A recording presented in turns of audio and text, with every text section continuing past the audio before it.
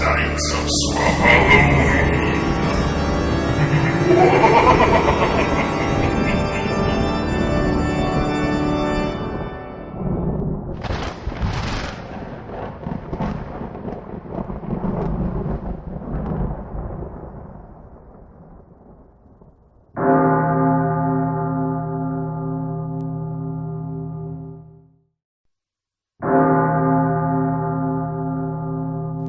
Why did everyone hate Ghostbusters 2?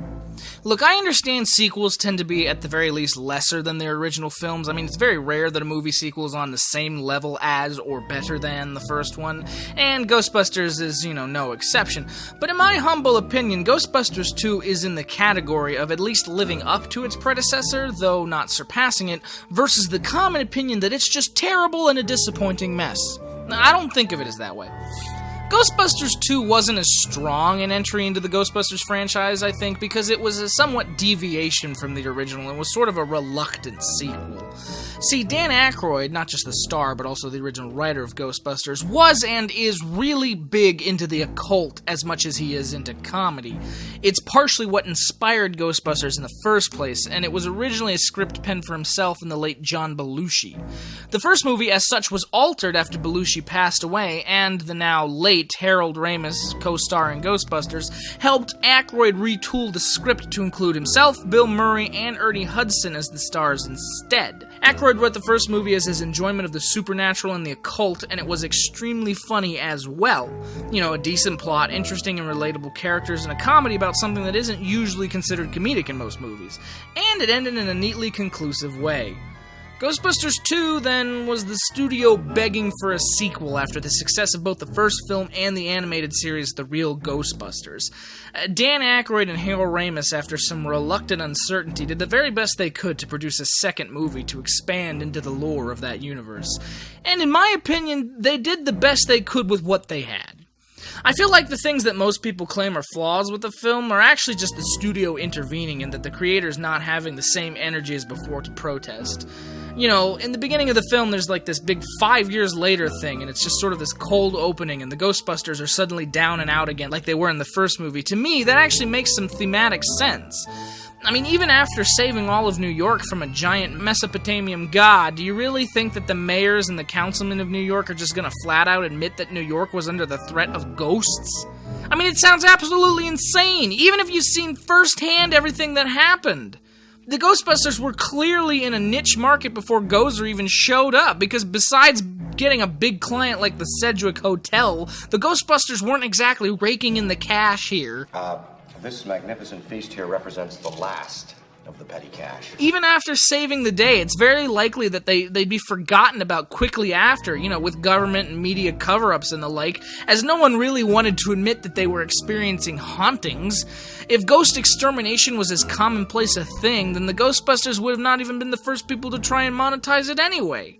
So 5 years later, and the Ghostbusters aren't really in business anymore, and this leads to one of the greatest scenes in a Ghostbuster film ever. Heat 'em up. Do, re, Egon!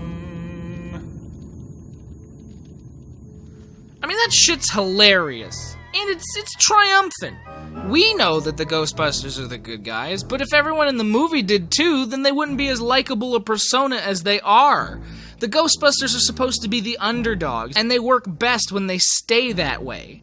Though it might be a slight retread, it's sort of necessary to get the most out of these characters.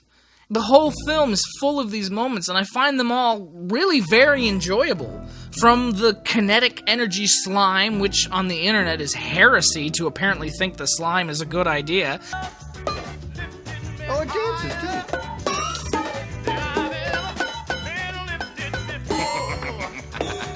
And to them controlling the Statue of Liberty with a modified NES Advantage controller.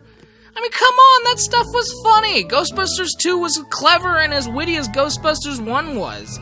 I mean, note, it wasn't wittier, of course, and it wasn't funnier, but it was definitely as witty and as funny. I think Ghostbusters 2 gets a bad rap for being a sequel to a good movie. A lot of sequels tend to be that way, worse than the original, but I think people are holding this in too high of a standards. I mean, after all, it's a Ghostbusters sequel. It did the best it could. Plus, Rick Moranis is in it. That alone puts this movie on a tier above anything Hollywood would normally lazily shit out and call a sequel. Your Honor, ladies and gentlemen of the audience, I don't think it's fair to call my clients frauds. Okay, so the blackout was a big problem for everybody, okay? I was stuck in an elevator for 2 hours and I had to make the whole time. But I don't blame them, because one time I turned into a dog and they helped me. Thank you. Plus, Egon is given, a lot of funny dialogue and scenes in this film as compared to the last movie where he was basically a walking plot expositioner. Very good, Louis. Short but pointless. Of course you're right, Raymond. Is he right, Ziggy? Yo! I mean, was Bill Murray as strong and as on point as he was in the first one? No, probably not, but it's still a solid comedy, just maybe on a smaller scale. And the darker, more horrific tone makes it perfect for the second night of Swholloween. If Ghostbusters 1 would have gotten a score on the pumpkin scale, I would have given it an 8 out of 10. So, Ghostbusters 2, in my opinion, gets a solid 7 out of 10 pumpkins. So hopefully I've intrigued you enough this Halloween season to go back and revisit Ghostbusters 2, and see if maybe there's more to it than you've previously given it credit for. And with that wraps up tonight's episode. I bid you all farewell, and hope to see you all again back tomorrow for another spooky edition of the 6 Nights of Swholloween. Oh, and if you're wondering why it's called the 6 Nights of Swholloween, well, it was because originally I was going to do 13 Nights of Swholloween, like ABC Family does, but then I realized, holy shit, 13 movies is a lot to watch.